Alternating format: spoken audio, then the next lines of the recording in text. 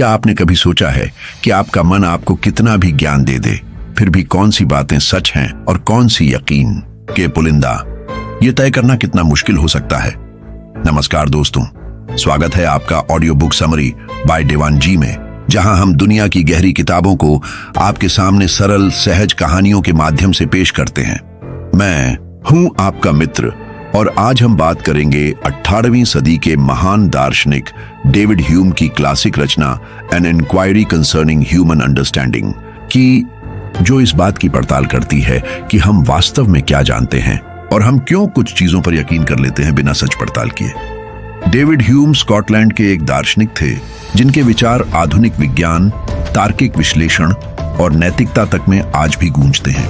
उन्होंने दिखाया कि हमारा ज्ञान हमारे अनुभवों, इंद्रिय अनुभूतियों से बनता है और ये अनुभव ही हमारे विश्वासों का आधार होते हैं। इंक्वायरी में ह्यूम ने 12 ऐसे मुख्य खंड लिखे जिनमें वह हमें बताए कि हमारा मन कैसे काम करता है, हमारे किस विचार पर भरोसा करना सही है और किन के पीछे हमें सावधानी रखनी चाहिए। पहला विषय है विषय विभाजन, कि हमारी जानकारी दो तरीके से आती है। एक तर्क संगत, जैसे गणित तर्क में 2 + 2 4, और एक अनुभव आधारित, जैसे आप चाय पीते हैं तो गर्माहट महसूस होती है। राकेश को गणित में यह सत्य घंटों पढ़कर भी समझ नहीं आता, पर जब उसने खुद अपने हाथ में पानी गिराकर देखा तो गर्म पानी के छींटे पाकर वह तुरंत समझ गया, यही अनुभव है। दूसरी ओर साक्षी ने बचपन में मिठाई खाते ही चेहरे पर आई मुस्कान को महसूस किया और आज वो मिठाई की याद मात्र से हल्की सी मुस्कुराहट पा लेती है। दूसरा अध्याय है विचारों की उत्पत्ति। ह्यूम कहते हैं कि हमारे पास जो भव्य यादें होती हैं वे असल में हमारी इंद्रियों की सीधी प्रिंटिंग होती है, जिन्हें वह इम्प्रेशन कहते हैं, और इनका हल्का सा संस्करण जब हम पुनः याद करते हैं वह आइडिया होता है। नेहा को पहली बारिश का अनुभव, भीगा हुआ मौसम, मिट्टी की खुशबू इतना ताजा महसूस होता है कि आज जब वह बारिश की बात सुनती है, ये इंप्रेशन उसकी यादों में आइडियाज के रूप में फिर ताजा हो उठते हैं। और अमन बचपन में जब पॉपकॉर्न खाते देखता था तब के क्रंच की वह आवाज आज भी सुनकर उसके मुंह में पानी आ जाता है। तीसरा वह विचारों का संग है, कैसे एक विचार दूसरे को बुलाता है। ह्यूम इसे एसोसिएशन ऑफ आइडियाज कहते हैं। पल्लवी जब भी समुद्र सुनती है, लहरों की आवाज उसे बचपन की छुट्टियों की याद दिलाती है। उस याद ने फिर उसकी कॉपी खोल दी और पूरा तटवर्ती दृश्य उसके मन में घूम गया।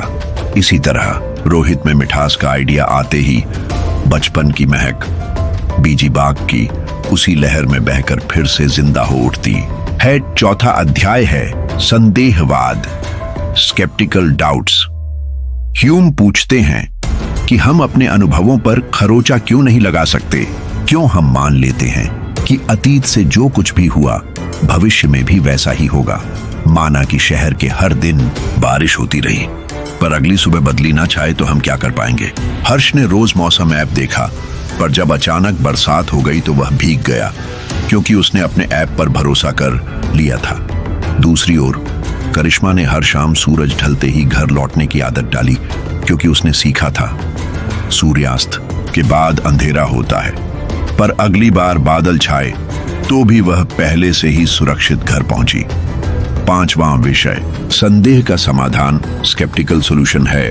ह्यूम कहते हैं कि आदत, हैबिट या कस्टम ही हमारे अनुभवों को नियम की तरह बांध देती है। जैसे हम बिना सोचे समझे चाय में चीनी घोल देते हैं क्योंकि आदत ने हमें सिखा रखा है। अंकिता ने भोजन में नमक न मिलाया तो भूख सता गई। उसने जाना कि आदत हमारे व्यवहार को दिशा देती है। छठा बिंदु है संभाव्यता, प्रोबेबिलिटी। किसी भी घटना के बार बार होने पर हम अनुमान लगाते हैं कि वह फिर होगी, पर 100% यकीन नहीं कर सकते। सोनू ने रोज बटन दबाया, टीवी ऑन हुआ, इसीलिए उसने सोचा हर दिन ऐसा ही होगा, पर पावर कट ने तमाशा दिखाया, भविष्य में संभवतः कुछ अलग भी हो सकता है। वहीं प्रिया को भरोसा था कि वह हमेशा ट्रैफिक छूटने पर भी समय पर पहुंचेगी, पर एक दिन मेट्रो पुल बंद मिला। सातवां विषय आवश्यक संबंध, नेसेसरी कनेक्शन का है। क्या धुआं देखकर आग का अस्तित्व हम देख सकते हैं? ह्यूम कहते हैं कि हम केवल आदत से सीखते हैं कि ये दो घटना एक दूसरे से जुड़ी है, पर कोई दृढ़ आवश्यकता हमारी इंद्रियों ने कभी नहीं दिखाई। विवेक को बचपन में हमेशा इलेक्ट्रिक वायर छूते ही बिजली का झटका लगता था, मगर उसने जाना कि हमेशा नहीं। कुछ तारों में करंट नहीं होता। आठवां है स्वतंत्रता बनाम नियति, लिबर्टी वर्सेस नेसेसिटी। ह्यूम ने दिखाया कि हमारी इच्छाएं और हमारे कर्म कभी कभी पूर्व निर्धारित मान्यताओं से बंधे होते हैं। जब ईशा ने सोचा कि उसने जीवन में जो भी फैसले लिए वे उसके माता पिता की अपेक्षाओं से प्रेरित थे, तो वह सचमुच खुद को नया स्वतंत्र इंसान माना। 9वां विषय तथ्यात्मक तर्क, reasoning concerning matters of fact है। हम जो भी अनुभव करते हैं उस पर हम भविष्य का अनुमान लगाते हैं, पर इस अनुमान की नींव हमेशा अनुभव पर टिकी होती है। विशाल को हर रोज ऑफिस जाते समय एक खास चौराहा पार करना होता था। उसने जाना कि जब रात में लाल बत्ती जलती है तब ट्रैफिक कम होता है, पर कभी कभी निर्माण कार्य ने उसे रुकने को मजबूर किया। 10वां चमत्कारों का विश्लेषण ऑफ मिरेकल्स है। ह्यूम कहते हैं कि चमत्कार यादृच्छिक घटनाएं हैं जिनके पीछे प्रमाण न होने पर हमें उन्हें स्वीकार नहीं करना चाहिए। पूजा ने सुना कि एक मंदिर में कुआं सूखा, पर जब वह गई तो पता चला पानी का पाइप टूटा हुआ था। वहीं अजय के मन में चमत्कार था कि एक बार परीक्षा में गलती के बावजूद 100% अंक आए थे, पर असलियत में प्रोफेसर ने उसे सुरक्षा अंक दे दिए थे। 11वां विषय ईश्वरीय व्यवस्था और परलोक, of a particular Providence end of a future state है। ह्यूम ने सवाल उठाए कि क्या हमारे कर्मों से ईश्वर इनाम दंड देता है या नहीं। अर्णव ने हर अच्छे काम पर पूछा, क्या मुझे सच्चा इनाम मिलेगा? जब जीवन में उतार चढ़ाव आए तो उसने जाना कि कर्म ही इनाम है, बाहरी चीजें अस्थाई हैं। 12वां और अंतिम विषय विश्वविद्यालयी संदेहवाद, ऑफ द एकेडमिकल और स्केप्टिकल फिलॉसफी।